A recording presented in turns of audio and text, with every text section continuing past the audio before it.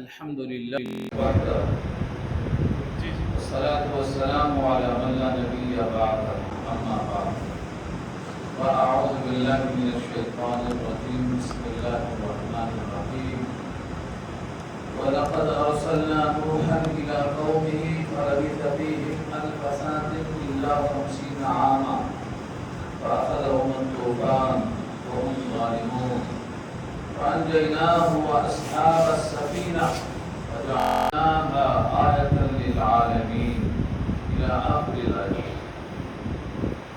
صدق الله العلي العظيم وصدق رسوله النبي الكريم ونحن على ذلك من الشاهدين والشاكرين.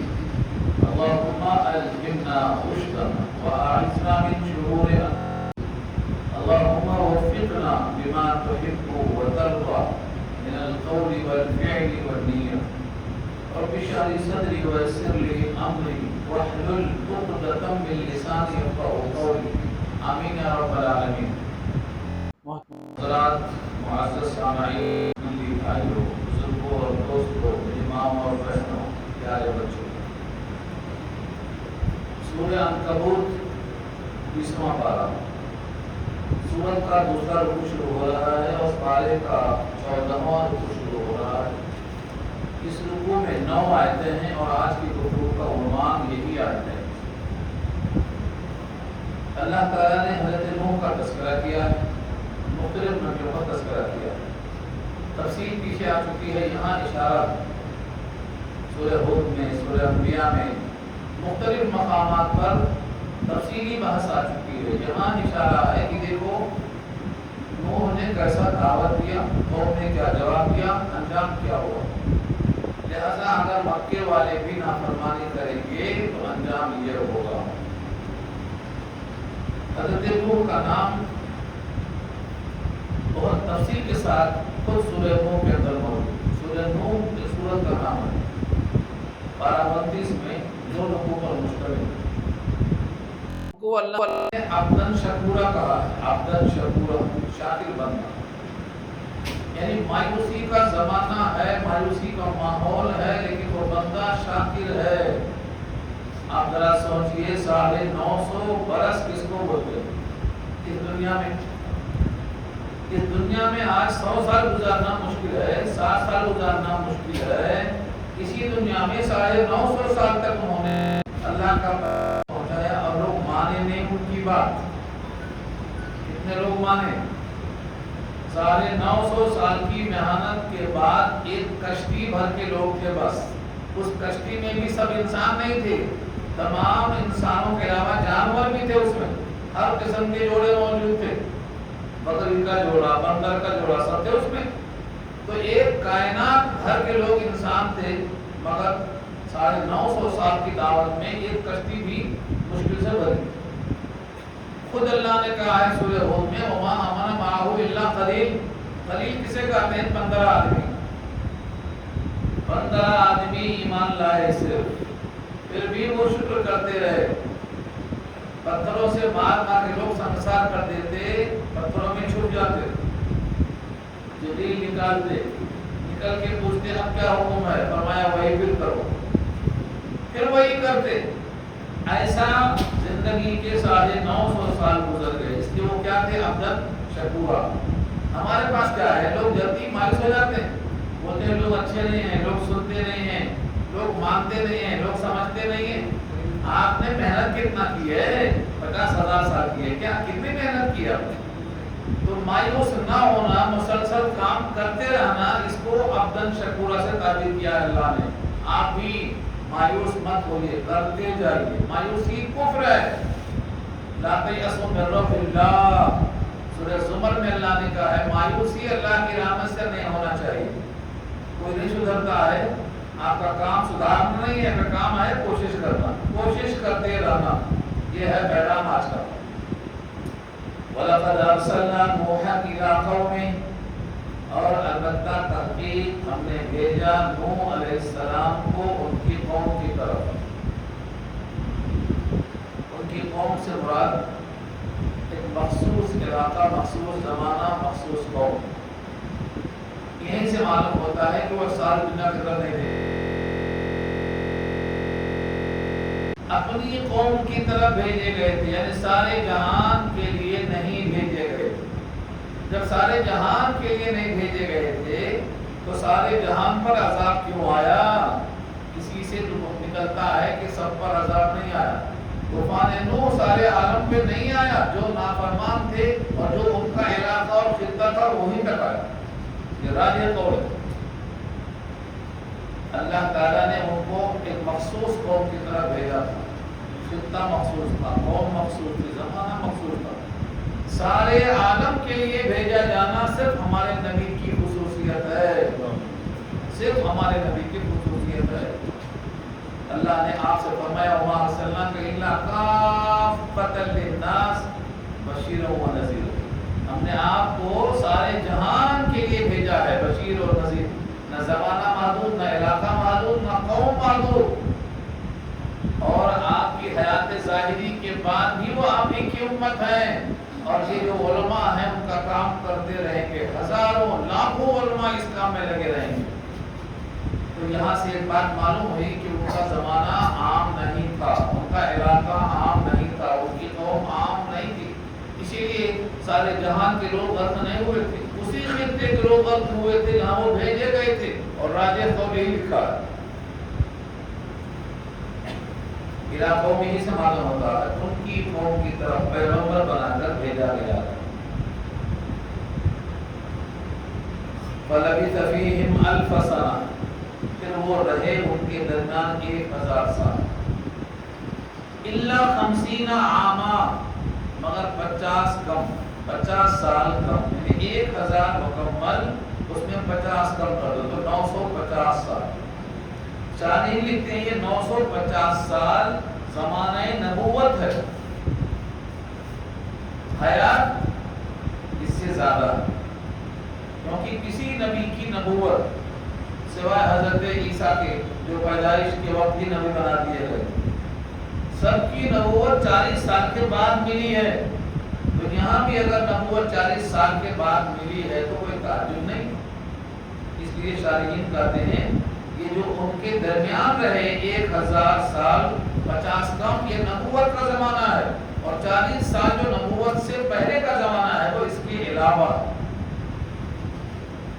اس کائنات میں اتنی لمبی زندگی گزارنا اطاعت کے ساتھ، شکر کے ساتھ، مصیبت و پریشانی کے ساتھ، اللہ کی مرضی کے ساتھ، یہ کتنا بڑا مجاہدہ ہے۔ آج دنیا میں انسان 50 سال 60 سال 70 سال میں ہی پریشان ہو جاتا ہے اور زندگی کو ایک مصیبت سمجھتا ہے۔ کتنے لوگ خودکشی کر رہے ہیں، کیوں کر رہے ہیں؟ خوشی میں، خوشی میں تھوڑی کر رہے ہیں۔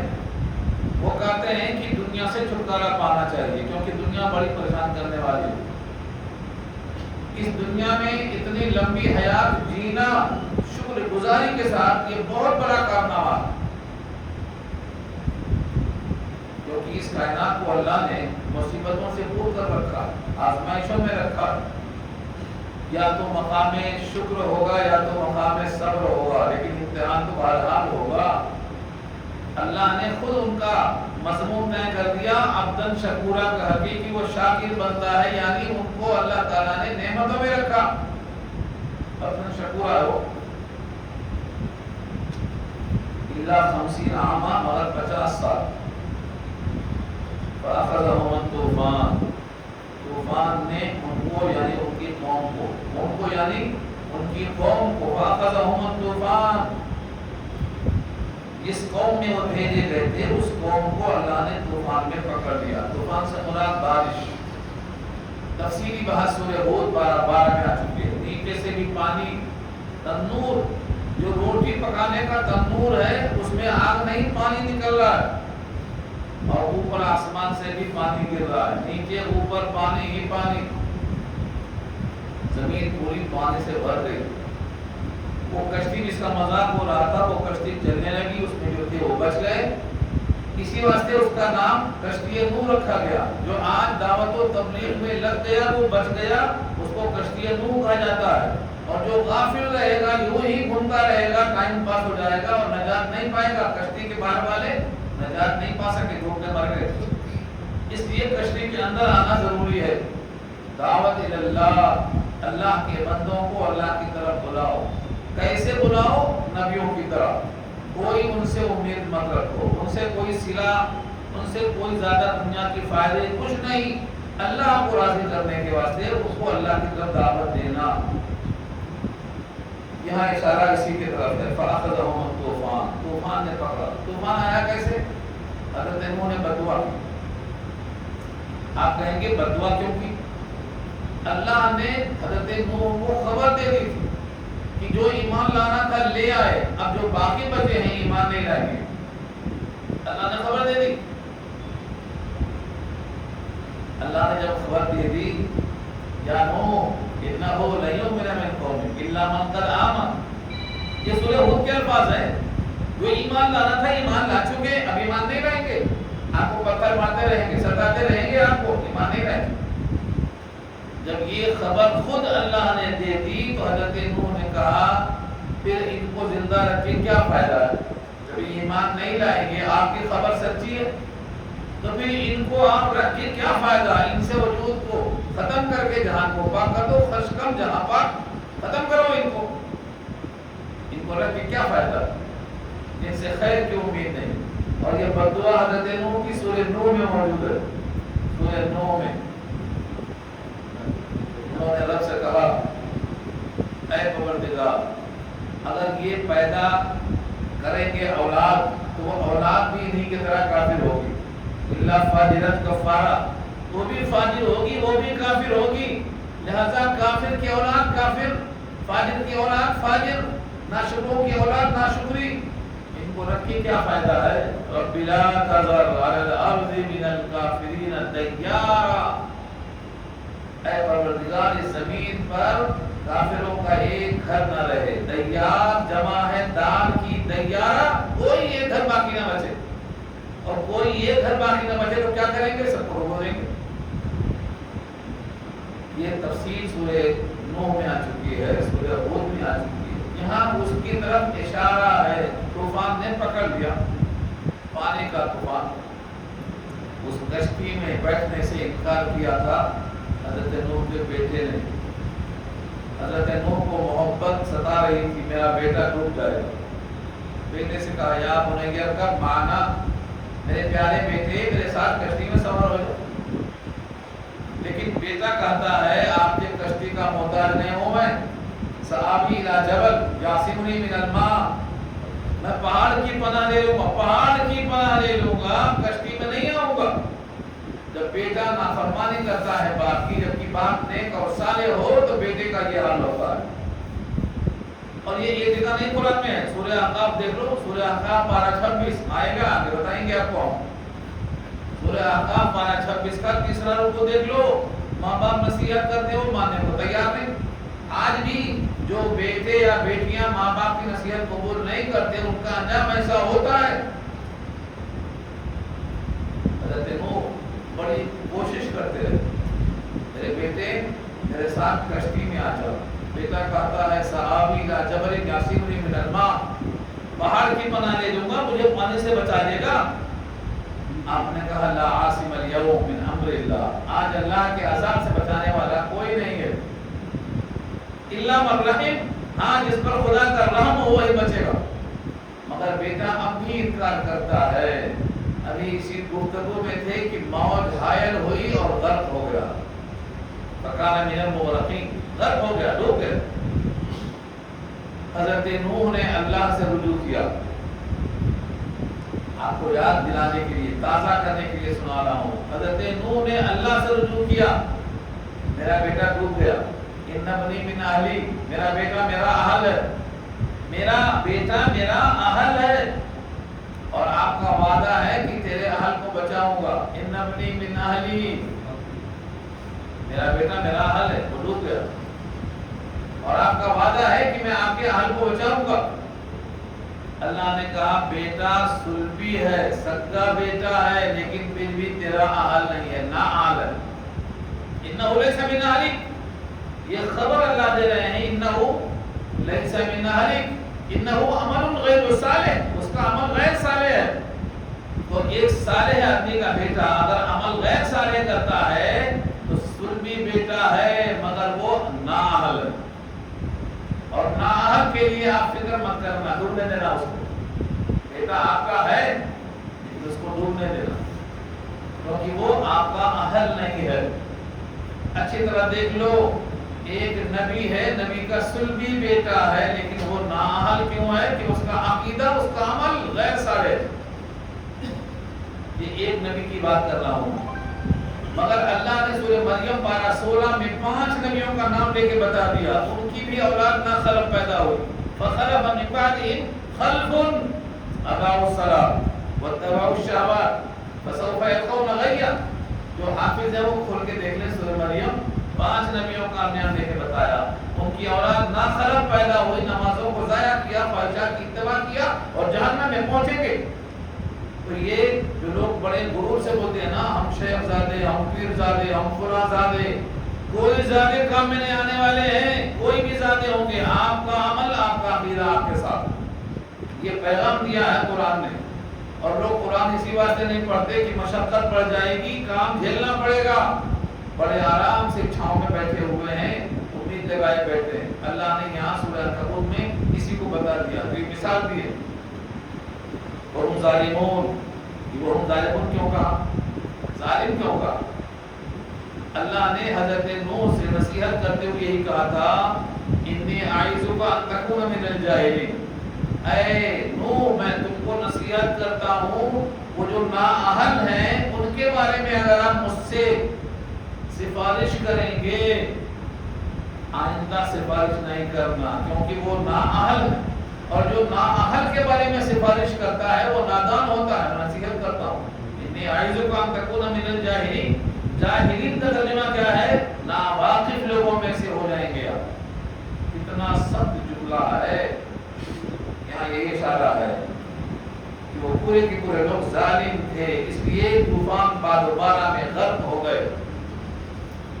اللہ نے ان بندوں کو جو کشتی میں سوار تھے بچ گئے، ان کی اولاد کو بطور احسان کے سورہ بنی اسرائیل پارہ 15 میں کہا، ذریۃ من حملنا مع نوح انہ کان عبدا شکورا، جو شاکر بندہ تھا اس کے ساتھ ہم نے کشتی میں رکھ کے تم کو بچایا، اب جو ان کی اولاد ہے ان کو احسان یاد رکھنا ہوگا کہ میرے باپ کو کشتی میں رکھ کر بچایا گیا تھا، مجھے نافرمانی نہیں کرنا چاہیے۔ یہ اللہ نے سورہ بنی اسرائیل پارہ 15 میں خبر دی۔ آگے فرمایا فانجینا، ہم نے ان کو نجات دے دی، واصحاب السفینہ، اور کشتی والوں کو نجات دے دی۔ یہاں ایک لمبی بحث ہے، کشتی کتنی منزل تھی، 3 منزل، کتنی لمبی تھی، کتنی چوڑی تھی، کتنی اونچی تھی، یہ بحث کرنے سے فائدہ نہیں ہے۔ اللہ نے خود اپنی نگرانی میں کشتی بنوایا، لوگ مذاق کرتے رہے مگر آپ نے کشتی بنایا، اللہ سے ملتا رہا، اتنی لمبی، اتنی چوڑی، اتنی اونچی، اتنے درجے، اتنے خانے، اللہ کی نگرانی میں بنتی رہی، بس یہی کافی۔ آگے فرمایا فانجیناہ واصحاب السفینہ، ہم نے ان کو نجات دیا اور کشتی والوں کو نجات دیا۔ صرف نجات نہیں دیا، نمونہ بنایا، آئیڈیل بنایا ساری دنیا کے لیے۔ وجعلناها آیۃ، اور بنایا ہم نے ان کو نشانی۔ نشانی کس بات کی؟ ماننے والے بچیں گے، نہ ماننے والے ڈوبیں گے۔ نشانی کا مطلب یہ علامت ہے، نشانی ہے۔ آیۃ للعالمین، موجب عبرت ہے سارے جہان کے لیے۔ آج بھی اس کشتی کو یاد کر کے آدم علیہ السلام کے بعد دنیا نوح سے آباد ہوئی تو ان کو آدم ثانی کہا جاتا ہے، آدم ثانی۔ اس سے معلوم ہوتا ہے کہ سب غرق ہو گئے، لیکن راجہ قول یہ نہیں کہ سب غرق ہو گئے، جو ان کے علاقے کے لوگ تھے، نافرمان تھے، انہی کو عذاب آیا، باقی لوگوں پر عذاب کیوں آئے گا؟ جب ان تک نبی نہیں بھیجے گئے، نافرمانے کا الزام نہیں ہے تو ان پر عذاب کیوں آئے گا؟ اس لیے راجہ قول یہی ہے کہ ان سب پہ عذاب نہیں آیا، مگر نمونہ بنا سارے جہان کے لیے۔ یہ سب نمونے دیکھ کر پھر بھی دنیا کے لوگ وہی کرتے ہیں جو انہیں نہیں کرنا چاہیے۔ اس کے بعد دوسرا واقعہ شروع ہوتا ہے کہ حضرت نوح تھے جو نجیب اللہ ہیں۔ نجیب اللہ کیوں ہیں؟ ان کی پکار اللہ نے قبول اللہ، نجیب مجیب، جس کی بات مان لینا اس کو نجیب اللہ کہا گیا۔ اب یہاں سے دوسرا شروع ہوتا ہے خلیل اللہ، اللہ کے خلیل کون ہے؟ ابراہیم۔ وہ ابراہیم، اور کیا کرو ابراہیم کو، ان کو بھی ہم نے بھیجا تھا، ملک شام کی طرف بھیجا تھا، ملک شام سے ہجرت کر کے انہوں نے مکہ کی طرف رخ کیا تھا، اور ہاجرہ کو، بیوی کو، بچوں کو چھوڑ کر پھر واپس آ گئے تھے۔ یہاں مراد ہوئی ابراہیم، اور ابراہیم علیہ السلام اذ قال لقومہ، جب کہا انہوں نے اپنی قوم سے اعبدوا اللہ، عبادت کرو اللہ کی، واتقوہ، اور اس سے ڈرو۔ اس سے ڈرو کا مطلب اس کے علاوہ کی عبادت مت کرو، اس کے علاوہ کسی کے سامنے سجدہ ریز مت ہو، یعنی شرک چھوڑ دو۔ ذالکم خیر لکم ان کنتم تعلمون، بے شک یہ تمہارے لیے بہتر ہے اگر تم ہو جانتے ہو، جان بوجھ کے سمجھدار ہو اگر تم، تمہارے حق میں یہ بہتر ہے کہ صرف اللہ کی عبادت کرو اور اللہ کے غیر کی اتباع مت کرو، اللہ کے علاوہ سے مت کرو۔ اب اس کے بعد ان بتوں کا حال بیان ہو رہا ہے کہ جن کے بارے میں تمہارا عقیدہ ہے کہ تم سے وہ بڑے ہیں، تم ان سے چھوٹے ہو، تم ان کے سامنے ہاتھ جوڑ کے کھڑے ہو، گڑگڑاتے ہو، ان کا حال تو معلوم کرو کیا ہے۔ تمہیں ایک ٹائم کھانا نہیں کھلا سکتے، وہ اتنے محتاج ہیں۔ آج کوئی بھی انسان اگر کسی کو کھانا نہ کھلا سکے تو کہیں گے بھائی کیا آدمی ہے، ضیافت نہیں کر سکتا۔ یہاں معبودوں کا حال یہ ہے کہ ایک وقت کی ضیافت نہیں کر سکتے، وہ تو معبود بننے کا حق کیسے ہے ان کو؟ یہ اگلی آیت کا مضمون ہے۔ معبود وہ ہوتا ہے جو خود نہیں کھاتا مگر کھلاتا۔ معبود بھائی، معبود کی تعریف کیا ہے؟ وَهُوَ يُطْعِمُ وَلَا يُطْعَمُ، سورہ انعام کی آیت۔ وہ کھلاتا ہے مگر وہ کھلایا جاتا نہیں، سب کو کھلاتا ہے مگر وہ خود نہیں کھاتا ہے۔ یہ تعریف ہے معبود کی۔ بتا دو تمہارے معبودوں میں ایسا کوئی ہے جو تم کو کھلا سکتا ہو ایک وقت؟ ایک وقت تو بڑی بات ہے، ایک گیہوں کا دانہ نہیں بنا سکتے، ایک گیہوں کا دانہ۔ ایک بالی میں 100 دانے ہوتے، 100 چھوڑو، ایک دانہ گیہوں کا بنانے پر قادر نہیں ہے، اور تم ہو کہ ان کو معبود مانتے ہو۔ یہ اگلی آیت۔ انما تعبدون من دون اللہ اوثانا، اس کے سوا کچھ نہیں کہ تم عبادت کرتے ہو اللہ کے علاوہ اوثان۔ اوثان جمع ہے، اس کا واحد ہے وثن، واو ثا نون، وثن۔ وثن کے معنی بت، معبود کی شکل میں جو بت ہے اس کو وثن کہتے ہیں، اس کی جمع اوثان۔ اوثان یہ جو ہے بت ہیں۔ اور تخلقون افکا، اور تم تخلیق کرتے ہو جھوٹی بات۔ یہیں پر شاعر کہتا ہے بتو شاباش کیا کہنے، نہ ترشے تھے تو پتھر تھے، تراشے تو خدا ٹھہرے۔ یہ ہے تخلقون۔ تخلقون کا مطلب یہ ہے تراش تراش کے اس کو خدا بنا دیا، مگر یہ تخلقون کے ساتھ کرتے افکا ہے، یعنی جھوٹا معبود ہے یہ، کیونکہ معبود ہونے کی جو صفات ہیں کہ وہ خود کھائے نہ کھائے لیکن تمہیں کھلائے، اس میں کھلانے کی طاقت نہیں ہے، اس لیے وہ جب کھلا نہیں سکتا ہے تو وہ تمہارا معبود تمہیں جو گڑھ لیا ہے۔ تخلقون افکا، جھوٹی باتیں تراشتے ہو۔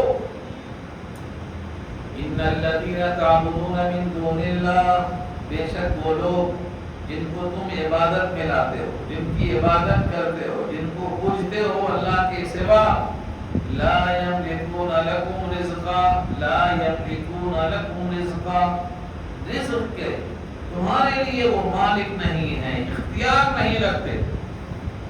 جتنی سجدہ گاہ ہیں سب میں پتہ لگا لو، ایک گیہوں کا یا چاول کا ایک دانہ نہیں پیدا کر سکتے، ایک داؤ۔ اور یہ اللہ نے ساری کائنات کے جھوٹے خداؤں کے سامنے چیلنج کیا ہے۔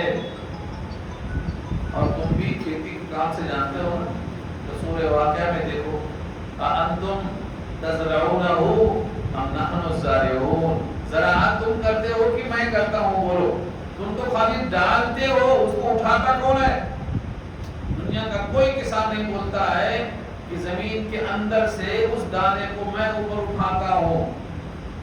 زمین میں دانا ڈالتا ضرور ہوں، لیکن زمین کو چیرنا اور اس دانے کے اندر کوپل پیدا کر کے اس کو اوپر لانا دنیا کے کسی معبود میں طاقت نہیں ہے. یہ چیلنج ہے. یہاں ثم شققنا الارض شقا، زمین میں چیرتا ہوں، اس اگنے والے دانے کو میں اگاتا ہوں. انبت اللہ، اس کو اللہ اگاتا ہے. سورہ نوح میں جملہ موجود ہے، وَأَنبَتَكُمْ نَبَاتًا، ہم اس کو نباتا ہے، اس کو اگاتے ہم ہیں، تم نہیں اگا سکتے. تو یہاں اشارہ یہ ہے کہ جو چیزیں کھائی پی جاتی ہیں زمین سے، زمین کو چیرنا، کوپل کو اوپر لانا کسی معبود کے بس کی بات نہیں. ہر گیا ہے کہ الزمین رویت وحدہ لا شریک لہ. رویت، جو کوپل زمین سے نکلتی ہے وہ کیا کہتی ہے؟ وحدہ لا شریک لہ، وہ اکیلا ہے جو زمین کو پال رہا ہے.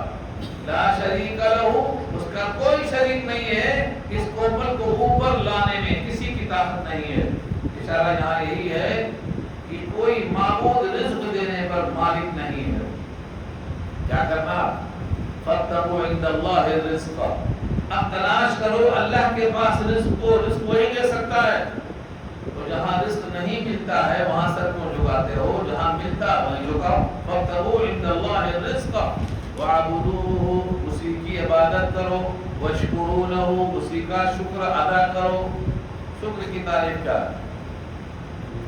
یہ بارہا یاد رکھنے کی ضرورت ہے. اکثر لوگ کیا ہے زبان سے شکر الحمدللہ بولیے سمجھتے ہیں پورا ہو گیا. یہ تو دکھاوے والا ہے. اصل شکر کیا ہے؟ 3 شکل میں ہوتا ہے ادا. کسی بھی نعمت کو نعمت دینے والے کی مرضی میں استعمال کرنا، یہ شکر.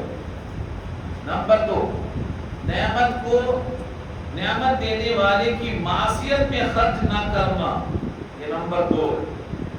اور نمبر 3، اس نے نعمت دیا ہے، جب اس نعمت پر فخر کا موقع آئے تو نعمت دینے والے کا چرچا ضرور ہونا، اس کا تذکرہ ہونا جس نے نعمت دی ہے.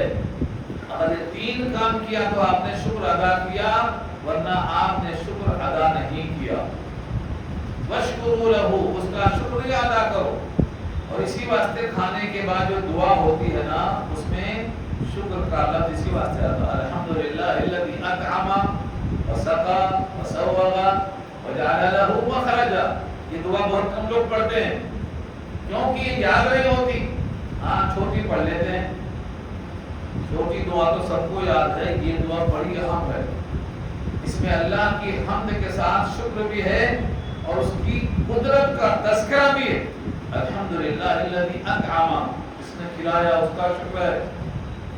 اطعم وسقا، اور پلایا. وسوغ، حلق سے اتارا. سوغ، حلق سے اتارا. کتنے لوگ خستہ لگتا مر جاتے. وجعل له مخرجا، اور اس کے لیے نکلنے کا راستہ بنایا. کھانے کا راستہ ایک، پینے کا راستہ ایک، لیکن نکلنے کا 2 راستہ بنایا. وجعل له مخرجا، یہ اللہ کا شکر ادا کرنے کا حکم دیا گیا. فرمایا واشکروا لہ، اسی کا شکر ادا کرو. الیہ ترجعون، یہ چھوٹا جملہ ہے، بہت زبردست ہے. ہل جائیں گے آپ جگہ پر. آپ کہاں جا رہے ہیں؟ اللہ کے پاس. آپ کے پاؤں کہیں بھی چل رہے ہوں، جو ٹرین دلی جا رہی ہے اس ٹرین میں آپ سوار ہیں تو آپ کو دلی جانا ہے. ٹرین کے اندر گھوم رہے ہیں دائیں سے بائیں، بائیں سے دائیں کہ ہم دلی نہیں جائیں گے. جانا ہے دلی آپ کو، کیونکہ یہ ٹرین دلی جاتی ہے. آپ زندگی کی ٹرین میں سوار ہیں، یہ زندگی قبرستان جائے گی، دوسرا کوئی راستہ ہی نہیں. ایک ہندو شاعر ہے لیکن غضب کا شاعر، مجھے یہ شعر بہت پسند آتا ہے. اس کا کرشن بہاری نور کا شعر ہے. وہ کہتا ہے زندگی سے بڑی سزا ہی نہیں، زندگی سے بڑی سزا ہی نہیں. جرم کیا ہے تمہیں پتا ہی نہیں زندگی موت تیری منزل ہے، دوسرا کوئی راستہ ہی نہیں۔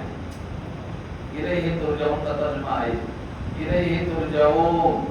ہر آدمی کو وہیں جانا ہے جہاں جانا نہیں چاہتا۔ کون چاہتا ہے بولو؟ قبرستان جانا کوئی چاہتا ہے؟ بڑی مشکل سے مردے کو لے جاتے ہیں، وہ بھی آدھے بھاگ جاتے راستے سے۔ ہاں جنازے میں شریک ہو گئے تو سمجھو یہ احسان کر دیا، تم کھانا پینا تو یہاں آئے نہیں۔ ہاں کھانا ہوتا تو چمپا پیٹ جاتا تھا، چمپا پیٹ جائے گا، فلک نما چلا جائے گا، کھانا جہاں وہاں چلا جائے گا، مردے کے ساتھ نہیں جائے گا۔ حالانکہ جانا وہی ہے، جانے کی جگہ وہی ہے۔ اگر صرف جنازہ پڑھ لیا تو 1 قرات کا ثواب، اور دفن میں شریک ہو گیا تو 2 قرات کا ثواب۔ اتنا بڑا ثواب کیوں چھوڑ رہا ہے؟ کیونکہ یقین نہیں بدھو کو، یقین نہیں۔ ایک پلیٹ بریانی کے لیے بھاگا چلا جا رہا ہے، لیکن 2 قرات چھوڑ رہا ہے۔ 1 قرات وحد کے پہاڑ کے برابر نہیں کیے، لکھ لو۔ اور ہم ناوی پڑھ کے نہیں آتے، ہم قرآن کے ساتھ حدیثیں پڑھ کے آتے۔ 2 قرات اور 1 قرات برابر کس کے ہے؟ 1 وحد کے پہاڑ کے برابر نیکی ملتی ہے جنازے میں شریک ہوا تو، اور دفن میں شریک ہو گیا، مٹی دینے تک ساتھ رہا تو 2 قرات۔ 2 قرات یعنی 2 وحد کے پہاڑ کے برابر نیکی آپ کے کھاتے میں لکھی جائے گی اور وزن اعمال میں کام آئے گی۔ مگر یقین نہیں، یقین نہیں ہے، اس لیے دھوپ کا بہانہ، بارش کا بہانہ، نہ جانے کیسا کیسا بہانہ کر کے گھر میں بیٹھ جاتا ہے، لیکن دعوت گھروں کو آیا تو کوئی بہانہ نہیں، چلا جاتا ہے۔ بلکہ وہاں واجب فرض نہیں ہے کہ یہ فرض کفایہ ہے، جنازہ فرض کفایہ ہے، وہاں فرض کفایہ نہیں ہے۔ الیہ ترجعون سمجھا رہا ہوں، جانا وہی ہے۔ اسی واسطے قبرستان سے گزرتے ہوئے وہ یہ نہ سمجھے کہ یہاں میں نہیں آؤں گا، دوسرے لوگ ہیں یہاں۔ ہر ایک کو وہیں جانا، ہر ایک کو وہیں جانا۔ ہمارے پاؤں قبر کی طرف جا رہے ہیں۔ جب عمر ختم ہو جائے گی، عمر نام ہے زندگی کے مجموعے کا، چند سانس باقی رہ گئی ہے، جو سانس گزر گئی ہے وہ زیادہ ہے، اور جو باقی رہ گئی ہے وہ کم ہے۔ وہ سانس جب نکل جائے گی، مجموعہ ختم ہو جائے گا تو آپ کو وہیں جانا ہے۔ الیہ ترجعون، اسی کی طرف جانا ہے۔ دنیا کے لوگ قدم دنیا کی طرف جا رہے ہیں، کاروبار کی طرف، محنت کی طرف، مشقت کی طرف، لیکن نظر سوئے دنیا، نظر سوئے دنیا، قدم سوئے مرغت۔ کدھر جا رہے ہو، کدھر دیکھتے ہو؟ پاؤں تو ہمارا دنیا کی طرف جا رہا ہے، نگاہ بھی دنیا کی طرف جا رہی ہے، لیکن ہمارے قدم روز بروز قبر کی طرف جا رہے ہیں۔ لہذا ہم کو ادھر ہی جانے کی کوشش کرنا، یہ الیہ ترجعون ہے۔ اللہ کے پاس جب پہنچے گا تو اللہ پوچھیں گے تم نے تو کہا تھا ہم نے اللہ کے پاس جانا نہیں ہے، کیوں آئے؟ کیسا آئے؟ وَلَقَدْ جِئْتُمُونَا فُرَادًا، آیت پڑھ رہا ہوں، آپ سمجھیں گے میں سنانے والا قصہ۔ آیت تو میں لکھا بھئی یہ سورہ انعام کی آیت ہے، وَلَقَدْ جِئْتُمُونَا فُرَادًا، آئے نا تم میرے پاس اکیلے، کما خلقناکم اولا، پہلی بار جیسے پیدا کیا تھا اکیلے تھے، ماں کے پیٹ سے نکلے تھے، ویسا تم میرے پاس آئے۔ وَلَقَدْ جِئْتُمُونَا فُرَادًا كَمَا خَلَقْنَاكُمْ أَوَّلَ مَرَّةٍ بَلْ زَعَمْتُمْ أَن لَّن نَّجْعَلَ لَكُم مَّوْعِدًا، بلکہ تمہارا تو خیال یہ تھا کہ تم میرے پاس لوٹ کر نہیں آؤ گے۔ آئے نا؟ دوسری آیت میں فرمایا ہے وَتَرَكْتُم مَّا خَوَّلْنَاكُمْ، جو تمہارے اوپر نعمتوں کا خول تھا، باغ ہے، کھیت ہے، جائیداد ہے، بینک بیلنس ہے، خوبیاں ہیں، طاقت ہے، علم ہے، کیا کیا گھمنڈ تھا، سب چھوڑ کے آئے نا۔ وَتَرَكْتُم مَّا خَوَّلْنَاكُمْ وَرَاءَ ظُهُورِكُمْ، تمہارے پیٹھ کے پیچھے چھوڑ کے آ گئے۔ یہ سانپ نکل جاتا ہے، کیچڑ باہر چھوڑ دیتا ہے، یہ انسان بھی ایسا نکل جائے گا کہ سب چھوڑ کے چلا جائے گا یہاں سے۔ وَتَرَكْتُم مَّا خَوَّلْنَاكُمْ وَرَاءَ ظُهُورِكُمْ وَمَا نَرَىٰ مَعَكُمْ شُفَعَاءَ، اور تمہارے ساتھ ہم سفارشی کیوں نہیں دیکھ رہے ہیں؟ تم اکیلے کیسے آئے؟ تمہارا خیال وہ کام میں آئیں گے، یہ کام میں آئیں گے، ان سے بنے گی، ان سے بنے گی، تمہارے شرکا کدھر ہیں؟ یہ سوال کیا اللہ۔ تو یہ رہی ترجعون کا مطلب تم اسی کی طرف لوٹائے جاؤ گے، اسی سے ملاقات کرنا ہے۔ اب یہاں سے نبی کو تسلی دی جا رہی ہے، اگر یہ لوگ تکذیب کرتے ہیں تو تکذیب پہ غم نہ کرو، جتنے نبی آئے سب کی تکذیب ہوئی، آپ کی بھی تکذیب ہوئی۔ وَإِن تُكَذِّبُوا فَقَدْ كَذَّبَ أُمَمٌ مِّن قَبْلِكُمْ وَإِن تُكَذِّبُوا، اگر تم تکذیب کرو گے، فَقَدْ كَذَّبَ، جھٹلایا، امم، بہت سی امتیں، من قبلکم، تم سے پہلے، یعنی ایسا کوئی رسول نہیں ہے کہ ان کی تکذیب نہیں ہوئی، ہر رسول کی تکذیب ہوتی ہے، اور رسولوں کے ذمہ منوانا نہیں ہے، پہنچانا ہے۔ وما علی الرسول الا البلاغ المبین، اور رسولوں کے ذمہ نہیں ہے مگر پہنچانا، کھول کے پہنچانا، بلاغ کی صفت مبین ہے، کھول کے پہنچانا۔ یہاں سے ایک بڑی غلطی ہوتی ہے، ہمارے پاس لوگ منوانا چاہتے ہیں، اچھا میری بات نہیں مانی گی، میں نے مشورہ دیا تھا میری بات نہیں مانی گئی، ناراض، بگڑ گئے سب۔ یہاں اللہ فرماتے ہیں تمہارے ذمہ منوانا ہے ہی نہیں تو پریشان کیوں ہو رہے ہو، پہنچانا ہے۔ بہت سے لوگ کہتے ہیں لوگ ویسی جیسا تھے، بیان سن کے کیا فائدہ ہو رہا ہے، جیسا تھے ویسے ہی ہے۔ یہ منوانے کی فکر ہو رہی ہے، منوانے کی فکر نہیں، پہنچانے کی فکر کرنا ہے۔ یہاں اللہ نے ہر رسول کے ذمہ صرف پہنچانا کا، لست علیہم بمسیطر، آپ داروغہ نہیں ہیں، ما من حسابک علیہم من شیء، ان کا حساب آپ کے ذمہ نہیں ہے، آپ کا ذمہ صرف پہنچا دینا ہے۔ وما توفیقی الا باللہ، توفیق میری اللہ کی طرف سے ہے۔ مستطاعت بھی کہا، استطاعت کے مطابق، تو منوانا ہمارا ذمہ نہیں۔ وما علی الرسول الا البلاغ المبین، اور نہیں ہے رسولوں کے ذمہ مگر کھول کے پہنچا دینا۔ اب یہاں سے ایک اللہ کی خاص صفت ہے جو کسی معبود میں نہیں مل سکتی ہے، کیا ہے وہ؟ تخلیق اور تخلیق کا اعادہ۔ اولم یروا کیف یبدئ اللہ الخلق ثم یعیدہ، کیا انہوں نے دیکھا نہیں کیسے اللہ تخلیق کی ابتدا کرتا ہے؟ یبدئ اللہ الخلق، یبدئ اللہ الخلق، ابتدا کرتا ہے اللہ تخلیق کی۔ آدم کو کیسے پیدا کیا؟ مٹی کا پتلا بنایا اور اس کے اندر پھونک مار دیا، سب سے کہا پیدا کرو اس کو، تو تخلیق، اور پھر ساری کائنات کو موت دے کر پھر کھڑا کرے گا۔ تو جو اللہ اس پر قادر ہے کہ مخلوق کو پیدا کرے، پھر ان کو فنا کرے، پھر ان کو پیدا کرے، کیا کوئی معبود ہے ایسا تمہارے پاس؟ اولم یروا، کیا وہ دیکھتے نہیں؟ کیف یبدئ اللہ الخلق، کیسے اللہ پیدا کرتا ہے تخلیق، ثم یعیدہ، پھر اس کا اعادہ کرے گا۔ ان ذلک علی اللہ یسیر، بے شک اللہ پر یسیر ہے، اس میں مانے آسان۔ لوگ کہتے ہیں کیسے ہوگا، ایک بار جب پیدا کر کے مٹی میں مل جائے گا تو زندہ کیسے کرے گا، کون کرے گا؟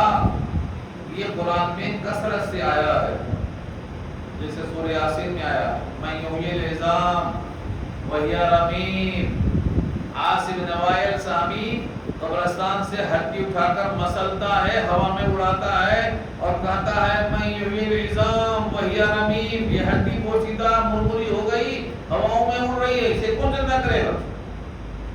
ان کو شک تھا۔ یہ بھی شک کیوں ہے؟ کیونکہ وہ اللہ کی قدرت سے واقف نہیں۔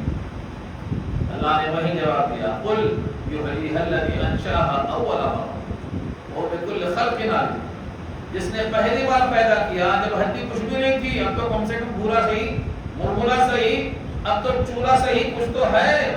جب پہلی بار پیدا کیا تھا تو کچھ بھی نہیں تھا۔ معدوم کو موجود کرنے والا موجود کو تبدیل کرنے پر قادر کیوں نہیں؟ یہ سبق دیا، وہ اللہ دوبارہ پیدا کرنے پر قادر ہے، اس کے واسطے یہ بہت آسان ہے۔ اس جگہ اور پوچھا ہے، پہلی بار پیدا کرنا مشکل ہے کہ دوسری بار؟ دنیا والے عام طور سے کوئی چیز پہلی بار پیدا کرتے ہیں تو ان کو مشکل ہوتی ہے، اللہ فرماتے ہیں پہلی بار تو پیدا ہم نے کر دیا، دوبارہ پیدا کرنا کیا مشکل ہے؟ ویسے اللہ کو تو کوئی مشکل نہیں ہے، نہ پہلی بار نہ دوسری بار، لیکن تنسیت کہا گیا ہے یہ کہ تم کو پہلی بار ہم نے پیدا کر دیا ہے، دوبارہ پیدا کرنا مشکل نہیں ہے۔ ان ذالک علی اللہ یسیر، اللہ پر بہت آسان ہے۔ کتنا آسان ہے؟ قرآن میں کئی مثالیں دی گئی۔ زمین مردہ ہے، پانی برسایا، مردہ زمین زندہ ہو گئی، جہاں جگہ جگہ سبزہ زار ہو گئی۔ ان ذالک لمحیی الموتى، جس نے اس مردہ زمین کو پانی برسا کر زندہ کیا ہے وہی مردوں کو زمین سے زندہ کرنے پر قادر ہے۔ کذالک النشور کا، کذالک النشور، اسی طرح اٹھایا جائے گا۔ نشور کہتے ہیں قبروں سے اٹھا کر کھڑا کرنا۔ نشر معلوم، نشر و اشاعت، نشور وہی ہے۔ اور آپ جب مرنے کے بعد بستر پہ اٹھتے ہیں تو کیا دعا پڑھتے ہیں؟ کیا دعا پڑھتے ہیں؟ کوئی نہیں نشور ہے نہیں آخر میں۔ ہاں، یعنی ہم اللہ کا شکر ہے جس نے ہم کو زندہ کیا مر چکنے کے بعد، اسی کے پاس نشور ہے۔ یہ وہی نشور ہے یہاں پر بھی، اللہ کے پاس سب کو جانا ہے۔ الحمدللہ الذی احیانا بعدما اماتنا والیہ النشور، یہ نشور وہی ہے، سب کو اس کے پاس اٹھ کر جانا ہے قبر سے۔ یہ عقیدے کا حصہ ہے کہ مرنے کے بعد زندہ ہونا ہے اور اللہ کے پاس حاضری ہوگی، اور انشاءاللہ ایمان والوں کو جنت میں جانے کا فیصلہ ملے گا۔ نامہ اعمال دائنے ہاتھ میں ہوگا اور اللہ کے گھر میں جا کر ضیافت قبول کرنے کے بعد اللہ کا دیدار ہوگا اور اللہ کبھی ناراض نہ ہوں گے، اس کا اعلان ہوگا۔ یہ سب موجود ہے۔ ان ذالک علی اللہ یسیر، اللہ پر کچھ مشکل ہے کیا؟ اللہ پر کیا مشکل ہے؟ انتم اشد خلقا ام السماء بناها، اللہ نے کہا تم کو دوبارہ پیدا کرنا مشکل ہے کہ آسمان کو؟ پوچھا ہے۔ یہ مثال کیوں دی ہے اللہ نے؟ کیونکہ آسمان بڑا ہے، بغیر کالم کے ہے، بغیر ستون کے ہے، بہت اونچا ہے۔ آسمان ایک مثال ہے، آسمان کی بہت اونچا ہے۔ اللہ پوچھتے ہیں تم کو پیدا کرنا مشکل ہے کہ آسمان کو پیدا کرنا مشکل ہے؟ آسمان کو پیدا کر دیا ہم نے، پھر تم کو پیدا کرنا کیوں مشکل ہے؟ یہ مثالیں دی اللہ نے، ایسی کتنی مثالیں قرآن میں دی۔ اس کے لیے آپ کو پڑھنا ہے تو امثال القرآن پڑھیے۔ امثال القرآن، تمام مثالیں قرآن میں جو موجود ہیں سب کو جمع کر دیا۔ ایک کتاب کا نام ہے امثال القرآن، قرآن کی ساری مثالوں کو جمع کر دیا گیا ہے۔ اس کے بعد اللہ نے کہا زمین میں چلو پھرو، قل سیرو فی الارض، کہا دو اے نبی چلو زمین میں، سیرو سیر کرو، سیر و تفریح، مگر کس لیے؟ عبرت کی نگاہ سے، عبرت کی نگاہ سے دنیا میں کیسا کیسا انجام ہوا ہے، عبرت کی نگاہ سے زمین میں چلنا پھرنا ہے۔ قل سیرو فی الارض، چلو زمین میں، فانظروا اور غور سے دیکھو، کیف بدأ الخلق، اللہ نے تخلیق کی ابتدا کیسے کی، ثم اللہ ينشئ النشأة الآخرہ، پھر اللہ دوبارہ دوسری بار پیدا کرے گا، دوسری اٹھان اٹھائے گا، دوسری اٹھان، پہلی اٹھان۔ کیا تشبیہ ہے یہ؟ کیف بدأ الخلق، آپ بھی بھول گئے ہیں، آپ پہلے زمین کے ذروں میں تھے، معلوم ہے؟ سورہ نجم 27واں پارہ آیت نمبر 21 دیکھو، 17 سے 21۔ اللہ فرماتے ہیں تم زمین کے ذروں میں تھے، ہم نے اسے گیہوں بنایا، اس سے روٹی کھائے نا، اس سے خون بنا، اس سے منی کا قطرہ بنا، اس سے انسان رحم کے اندر پیدا ہوا، یہ ہم نے تم کو تیار کیا، یہ پہلی اٹھان ہے۔ وَأَعْلَمُ بِكُمْ إِذْ أَنشَأَكُم مِّنَ الْأَرْضِ وَإِذْ أَنتُمْ أَجِنَّةٌ فِي بُطُونِ أُمَّهَاتِكُمْ فَلَا تُزَكُّوا أَنفُسَكُمْ هُوَ أَعْلَمُ بِمَنِ اتَّقَىٰ، تو تم کو ہم نے پہلی بار اٹھایا ہے، اب دوسری بار کب اٹھائیں گے؟ اب بھی زمین کے ذروں سے گیہوں بنایا اور اب قبر کی مٹی سے ہم پانی برسا کر کھڑا کر دیں گے۔ اس کو تو مانتے ہو، اس کو کیوں نہیں مان لیتے؟ یہ ہے دوسری اٹھان۔ ثم اللہ، پھر اللہ، ينشئ اٹھاتا ہے یا اٹھائے گا، مضارع ہے، दोनों चांस है। युनशिउ उठाता है, उठाएगा। सूरह बकरा में एक गाय के गोश्त के टुकड़े को मारा, मुर्दा खड़ा हो गया, ये उठाता है। और आइंदा मट्टी से उठाएगा, ये आइंदा की बात है, तो उठाता भी है और वो उठाएगा भी। अन्नशअतल आखिरा, दूसरी नशात, दूसरी बार उठाना। इन्नल्लाह अला कुल्लि शैइन कदीर, बेशक अल्लाह हर शय पे कादिर है। जब कोई चीज अकल में ना आए, आप कहते हैं कैसे होगा? आपकी अकल में ना आए तो कैसे होगा पूछते हैं, ये उसी का जवाब है। अल्लाह हर शय पे कादिर है। तेरी अकल में आए तब भी और तेरी अकल में ना आए तब भी वो हर शय पे कादिर है। एक साहब हमारे दोस्त थे, उन्होंने कहा मुसलमानों को साइंस पढ़ाओ ताकि कुरान समझ में आए। मैंने कहा कुरान अभी तक नाकिस है और दीन मुकम्मल हो चुका है। जो चीज मुकम्मल हो गई है उसको समझने के लिए नाकिस चीज का सहारा ले ही नहीं सकते आप। अभी तक साइंस नाकिस है। आपने इशारा किया, चांद दो टुकड़े हो गए, क्या साइंस दिखाएंगे इसमें आप? क्या उंगली के इशारों से चांद टुकड़े हो सकता है? यहाँ कोई साइंस में नहीं चलेगी। साइंस में यहाँ पता नहीं चलती। अल्लाह का हुक्म है, बस चांद का टुकड़े होना खुदा का अमल है। नबी के हाथ का सिर्फ इशारा है। इशारा अब्दुल्लाह का है लेकिन हुक्म अल्लाह का, और इसी को मौजज़ा कहते हैं। फेल अल्लाह का है, इशारा अल्लाह के बंदे का है। जितने मौजज़े हैं सबका यही हाल है। इसलिए जब अल्लाह हर शय पे कादिर है तो कैसे चांद दो टुकड़े हुआ ये नहीं बोलना, उसकी मर्जी है, उसका हुक्म है। अल्लाह ताला के सामने कोई चीज मुश्किल नहीं है, वो हर शय पे कादिर है, हर शय पे कादिर है। तो जितने मौजज़े हैं वहां कोई साइंस नहीं काम करती है। और उसी में से कुदरत में से एक ये भी है, युअज़्ज़िबु मन यशा व यरहमु मन यशा व इलैहि तुक़लबून। ऊपर था तुरजाऊन, यहाँ तुक़लबून है। देखिए तुरजाऊन का मादा रजा था, यहाँ तुक़लबून का मादा क़ल्ब है, लौट कर जाना। वो जिसको चाहता है अज़ाब देता है और जिसको चाहता है रहम करता है, बिला वजह नहीं।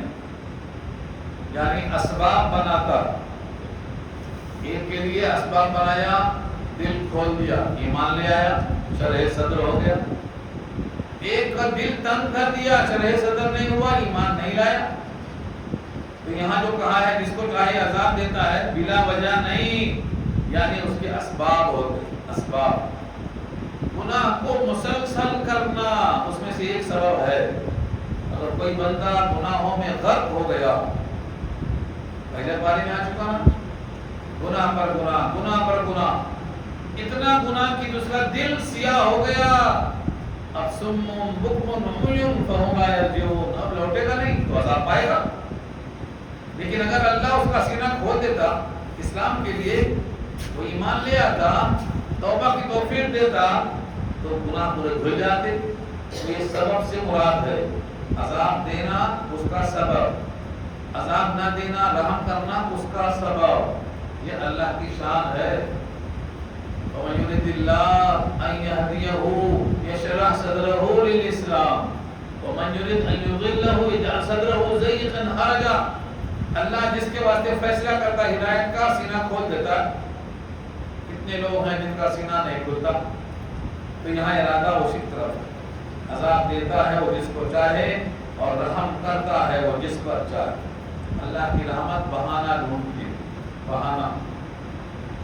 अल्लाह जिस बंदे पे रहम करता है उस पर बहाना ढूंढता है। इस बहाने पर मुझे एक हदीस याद आई, टाइम खत्म हो रहा है मगर ये हदीस सुना देता हूँ मैं आपको। सबसे आखिरी इंसान जो जन्नत में जाएगा, हाँ सोचो जरा क्या बचा होगा। अगर शादी खाने में आप आखिर में गए, दस्तरखान झाड़ पे लटका दिया, तो क्या मिलेगा खाने को? कुछ नहीं मिलेगी आपको, मतलब बचा कुचा मिलेगा। अल्लाह के रसूल ने उस आदमी का हाल बयान किया है जो जन्नत में सबसे बाद में आएगा, बाद में आएगा, यानी सबसे गया गुजरा है, सबसे गया गुजरा है। तो उसका हाल सुना रहा हूं। جنت کے باہر ہوگا اس کا منہ جہنم کی طرف ہوگا، نہ جنت میں ہوگا نہ جہنم میں ہوگا، برزخ میں ہوگا۔ جہنم کو دیکھ کے گھبرائے گا، اپنے رب سے کہے گا میرے اللہ اگر میرا چہرہ صرف جہنم سے موڑ کے جنت کی طرف رخ کر دیا جائے تو آپ کی شان میں کیا کمی آ جائے گی؟ اللہ کہیں گے ٹھیک ہے اس کی بات مان لو، اس کا چہرہ جہنم کی طرف سے موڑ کے اس کا رخ ادھر کر دو۔ اب اس کا رخ چلا گیا دوزخ کی طرف سے، آ گیا جنت کی طرف۔ جنت کی بہاریں دور سے دیکھتا ہے، تھوڑی دیر کے بعد کہتا ہے میرے اللہ اگر جنت کے بہاروں کو میں دور سے دیکھ رہا ہوں، اگر قریب سے دیکھ لیا تو کیا بگڑ جائے گا آپ کا؟ چوکھٹ کے قریب کر دو کم سے کم، دور سے کیوں دکھا رہے ہیں، قریب سے دکھا دو، چوکھٹ کے پاس آ جائے گا۔ اللہ کہیں گے اس کے بعد کچھ نہیں مانگے گا نا؟ کہے گا کچھ نہیں مانگوں گا، وعدہ 20 دفعہ کرے گا۔ جب چوکھٹ پہ آئے گا تو کہے گا میرے اللہ اگر مجھے چوکھٹ کے باہر آپ نے رکھ دیا ہے تو چوکھٹ ہی تو کراس کرنا ہے، چوکھٹ کے اندر آ گئے تو کیا بگڑ جائے گا آپ کی شان میں؟ آپ مجھے اندر بلا لو۔ اللہ کہیں گے پھر کچھ مانگے گا؟ کہا نہیں کچھ نہیں مانگے، جب تک اللہ چاہیں گے چپ رہے گا۔ جب اندر آ جائے گا تو اللہ کی جنت میں آنے کے بعد اب اس کا دل نہیں توڑا جائے گا۔ اللہ کہیں گے جو مانگنا ہے مانگ لے۔ اب وہ آخر میں کیا مانگے گا، اس کو کیا ملے گا؟ تو اس کو جنت کتنی بڑی ملے گی مجھے وہی سنانا ہے، خالی صرف وہی سنانا ہے۔ اس دنیا کے برابر جنت میں جگہ ملے گی، اس دنیا کے برابر اس کو جنت میں جگہ ملے گی۔ یہ ابو ہریرہ کی روایت ہے بخاری میں، اور اس کے نیچے ابو سعید خدری کی روایت ہے کہ دنیا سے 10 گنا بڑی جنت ملے گی۔ یہ کس کو ہے؟ جو سب سے بعد میں آیا۔ اب سوچو جو پہلے جائے گا اسے کیا ملے گا؟ پہلے جو جائے گا اسے کیا ملے گا؟ اس جنت میں اللہ کے پاس سب کچھ ہونے کے بعد اللہ پوچھیں گے کچھ اور مانگ لے، کہے گا کچھ نہیں، سب مل گیا، آپ کی رضا مل گئی، غموں سے دور ہو گیا۔ الحمدللہ الذی اذھب عنا الحزن ان ربنا لغفور شکور، غم دور ہو گیا، فکر ختم ہو گئی، اب کیا مانگنا ہے؟ اللہ کہیں کہ ابھی ایک چیز باقی ہے، وہ اعلان باقی ہے کہ میں تم سے راضی ہو گیا، اب کبھی ناراض نہیں ہوں گا۔ اور اس کے بعد اللہ کا دیدار ہوگا، اور سورہ الرحمن اللہ خود سنائیں گے۔ اس نعمت کا تذکرہ کیا ہے اللہ کے نبی نے۔ اب سوچو ذرا کہ اللہ رحمان خود سورہ الرحمن سنائیں گے، راضی ہونے کا اعلان کریں گے، دیدار کرنے کے لیے حجابات کو ختم کر دیں گے، اس کی کوشش کرنا چاہیے کہ نہیں کرنا چاہیے؟ یہ درس قرآن اسی لیے وفی ذالک فلیتنافس المتنافسون، جس کو کوشش کرنا ہے تو اس کے لیے کوشش کرو۔ ایک ٹائم کھانے کے واسطے کیا کوشش کر رہے ہو؟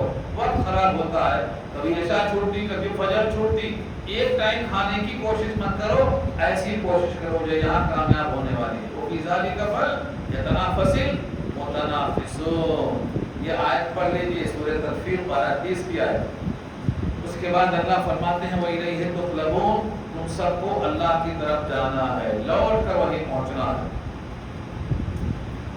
اس رکوع کا آخری حصہ کتنا اہم ہے۔ بہت سے لوگ کہتے ہیں ہم تو چھوٹ کے نکل جاتے ہیں، ہاں ہم تو جیل کود کے بھاگنے کے عادی ہیں، کئی بار چھوڑ گئے، ہتھیلیاں توڑا کے بھاگ گئے، ہم کو کون پکڑ سکے گا؟ بڑے بڑے مجرم دھاکہ نکالتے ہیں، ہمیں کون پکڑے گا؟ اگلی آیت کو اس کا جواب ہے تم زمین اور آسمان میں اللہ کو عاجز نہیں کر سکتے، کہاں بھاگ کے جاؤ، جدھر بھاگ کے جاؤ گے، تمہاری ایک ایک سانس پہ ہمارا قبضہ ہے، ایک ایک سانس اندر سے باہر، باہر سے اندر، یہ ہماری مرضی کے بغیر نہیں نکلتی۔ وما انتم، اور نہیں ہو تم، بمعجزین، عاجز کر سکنے والے، فی الارض، زمین میں، ولا فی السماء، اور نہ آسمان میں، وما لکم من دون اللہ، اور تمہارے لیے نہیں ہے اللہ کے علاوہ، من ولی، کوئی ولی، ولی مانے دوست، کارساز، ولا نصیر، اور کوئی مددگار بھی نہیں ہے۔ زمین اور آسمان میں کوئی حمایت کرنے والا، کوئی نصرت کرنے والا، اللہ کے سوا کوئی نہیں ہے، بے یار و مددگار، تم اللہ کو عاجز نہیں کر سکتے۔ یہ خبر دی اللہ تعالیٰ نے۔ بات مکمل ہو گئی، انشاءاللہ یہاں سے اگلا رکوع ہم پیش کریں گے۔